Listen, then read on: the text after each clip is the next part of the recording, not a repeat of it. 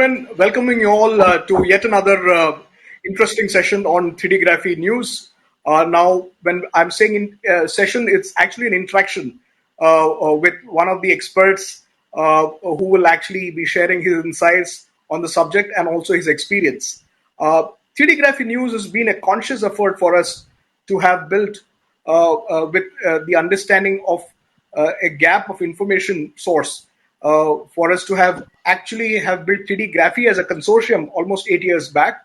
But lately, we also have realized that surgeons and material scientists and designers and also aspirants and students from various colleges, from biomedical engineering and so PG students from dental and medical, have come forward asking for a platform which can be engaging and which can be more informative in terms of for respondents to know what is the new technologies in 3D that can be in the offering and how can they procure these technology, how they can work and get more source of information when it comes to research.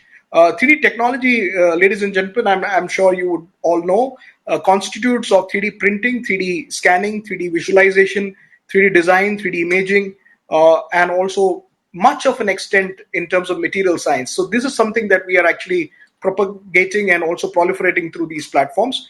And also through our events that we've been doing, it was almost 43 events that we've done in the last 8 years. But last 2 years, COVID, we've also experienced that we need to actually activate our interest to work digitally, because that actually means that you can connect respondents across the globe.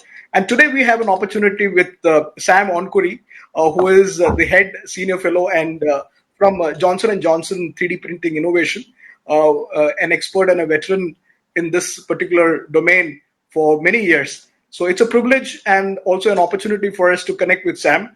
Thank you so much, Sam, for your time and your presence. Yeah. I would like to pose the first question, Sam, is when was the inception of Johnson & Johnson's realizing the potential of 3D technology for offering services in medical? Awesome. Thank you. Thank you very much. And I just wanted to really appreciate the opportunity for me to, connect with your audience, and really also congratulations on the growth you have seen in the last couple of years with your group. So it's a lot of good to see. I would say that, as you know, like Johnson & Johnson is a diverse global healthcare company. We do pharmaceuticals, we do medical devices, and the consumer health products. We started the journey like 7-8 years ago. Created this group, which I had more sitting at the enterprise level or the corporate level, really to help these individual businesses to commercialize 3D printing applications for our patients and customers.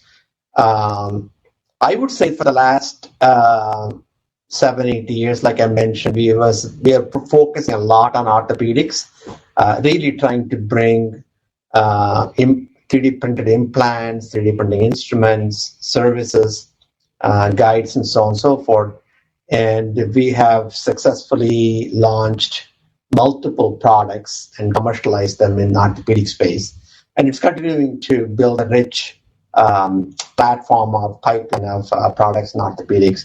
But our focus is also shifted a little bit more on the true other general surgical space, but also a pharmaceutical, whether it is using the technology to print at multiple APIs, personalized medicine. A lot of effort is going on in this space, along with some of the consumer health applications. Sure. Also, I'm sure the medical device industry is also gaining a lot of traction with more IPs that we are looking at. Are you also focusing in that area, Sam? Is that also the conscious effort? I'm sure. Then I think 3D technology is making things more convenient and easy. Yeah, no, definitely. I think there's 5 areas Johnson Johnson is leveraging the 3D printing. One is definitely some of the personalization, like I mentioned. So it's creating product solutions using the technology we can personalize, whether it's instruments, guides, implants, medicines, whatever that might be. Second is some of the concepts and designs which we could have never done before, right? Without 3D printing, is also another area. This technology is helping us. Platform is helping us a lot. Third, the portability of technology. They're able to take 3D printing to our customers or patients wherever they may be in the location, and able to print solutions on demand is another area. Broadly, also, we believe that overall, over many years, end-to-end cost for our 3D printing solutions will be a lot more cheaper than using the traditional way of doing things, because it's very less waste, right? And lastly, I think it's a very sustainable technology, very green technology, and continue to make some impact around the environment and the planet Earth and so on and so forth. Interestingly, actually, that makes more things more easily, because we are also responsible when it comes to making our products more greener, Sam. So I'm sure with the efforts made, a giant company like Johnson and Johnson will definitely want to look into all those aspects, and how it is actually socially going to be knitted in terms of creating value is the larger intent for companies like Johnson and Johnson. We strongly believe. And also, how satisfied are you with the market overall? Yeah, I mean, I think definitely overall it's been really great. I think like the pandemic, with the last couple of years, there were different type of needs from our customers and then the patients. And Johnson Johnson, a large company, we definitely provided that type of support, whether it is masks or other type of support, the PPEs and stuff. Meanwhile, and then the optional medical device, the surgeries are coming back up. A lot more innovative products are picking back up in the medical device space. Same with the pharmaceutical and consumer space. So yeah, market has been good. And like I said, our Johnson Johnson's end goal is to definitely help change the overall global healthcare, and bring more health options to everybody, not individual few people. So. And Sam, what is the immediate action you have made to see that there is more penetration in the market when it comes to the technology? You're more of an end user, but it is also the technology which is also gaining that traction for penetration going forward.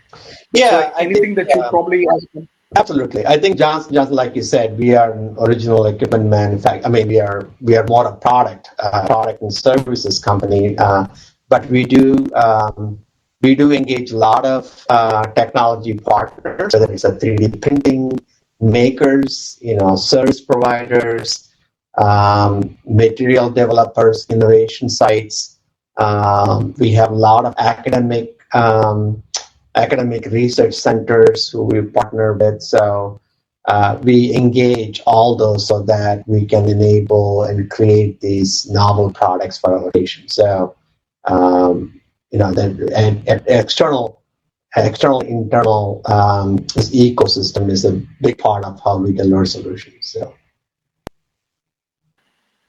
Also, Sam, now that we know that the opportunity of free technology for point of care center is also gaining a lot of traction. Mm-hmm. India, though it's probably very much in the inception stage, do you see an opportunity to collaborate with startups who might want to also have Johnson and Johnson's assistance in terms of building that kind of a proposed build up to setting up maybe 3D labs in India? Do you see that as a good potential?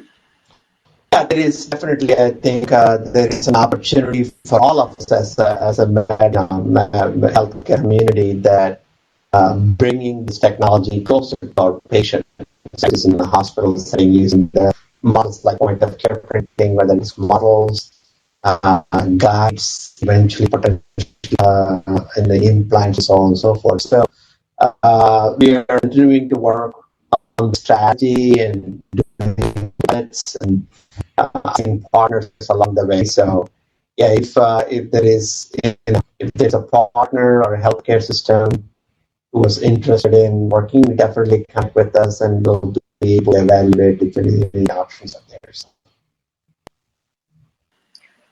Globally, do you also offer services on a global front, Sam, or it's very confined to a region or a country currently? No.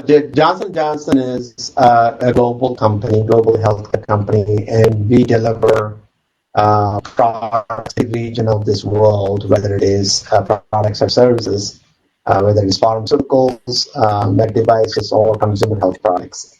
So yeah, we are definitely a global company, and we have offices mostly, in every country possible, right? So I don't think there's any exception. Okay.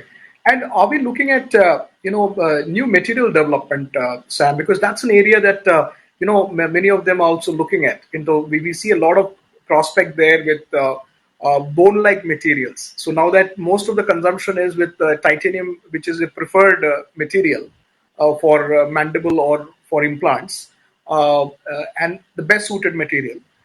People are also looking at peak, but their challenges are still there when it comes to load bearing. But if for orthopedics, but for head and neck, there's a lot of consumption of PEEK when it comes to certain areas where the reconstruction can be more conveniently done, like the orbital floor. With recent times when we heard about mycosis as in terms of being one of the reasons for many of them, and many cases from maxillofacial surgeons that we've heard. So is there a development side that you're also looking at in terms of new materials in this space? Yeah, no, absolutely right.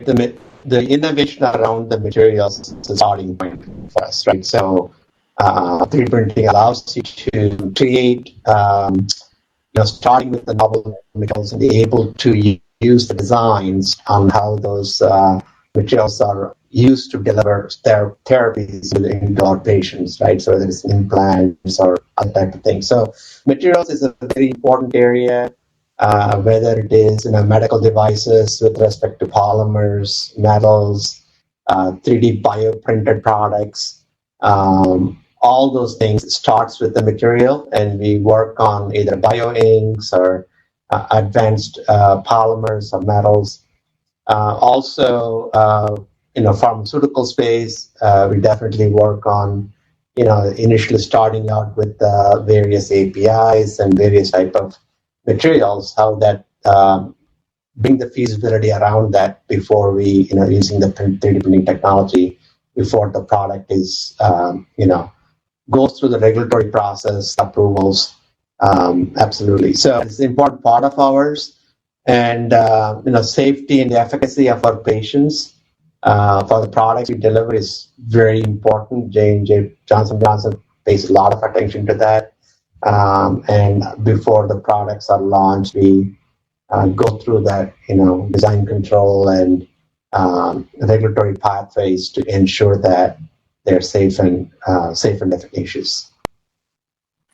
Also, Sam, what is the size of the organization when it comes to very specific to 3D technology in terms of resource? So are you also pulling in resource from institutes and biomedical engineers coming from that kind of a background? What's the kind of a structure of the organization when it comes to very specific to 3D printing? Yeah, I think we have, my group is, not that huge. We have maybe 30, 40 people in there. But we also have 3D print specialized people in our segments, in our businesses. They have organizations who would continue to implement things.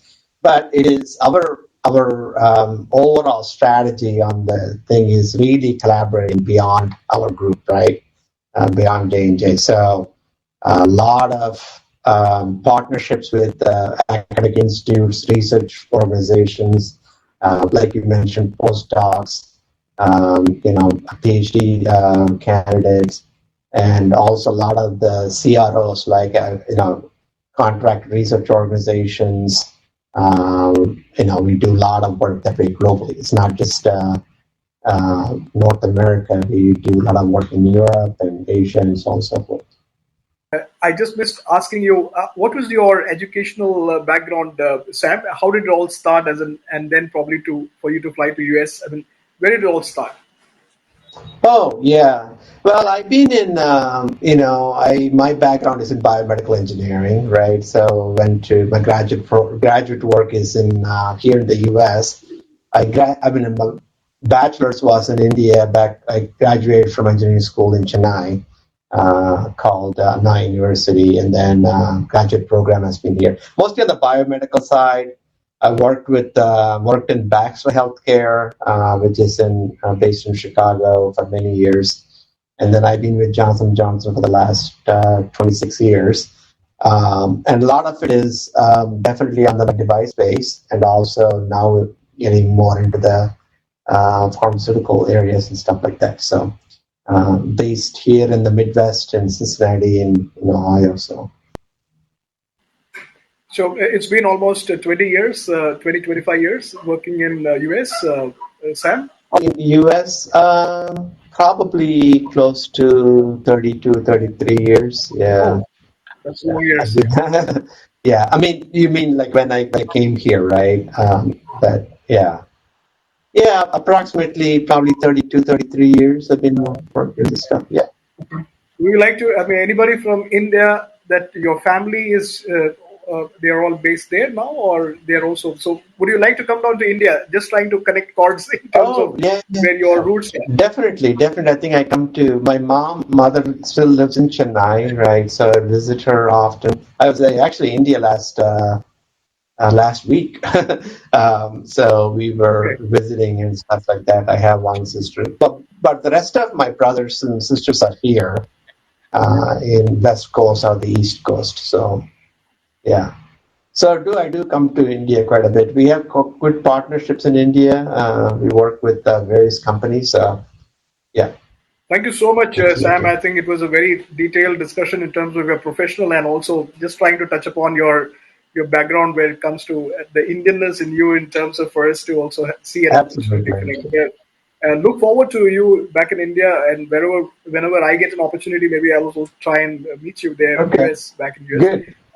Good to connect, Sam, and I think that's the beauty of these platforms. You know, the virtual space that we are in, it actually helps us to connect and share ideas, and I'm sure from the discussion that we had today, ladies and gentlemen, a lot of things would have been understood for an organization of that scale and a giant organization in terms of what they're offering with 3D technology. So we see that we are in a time when democratization is the key for this technology going forward. So penetration and democratizing the technology. So I also had an opportunity to be in the midst of some of the doctors and surgeons the other day, and that's the key for us to see that how this technology can gain more traction globally.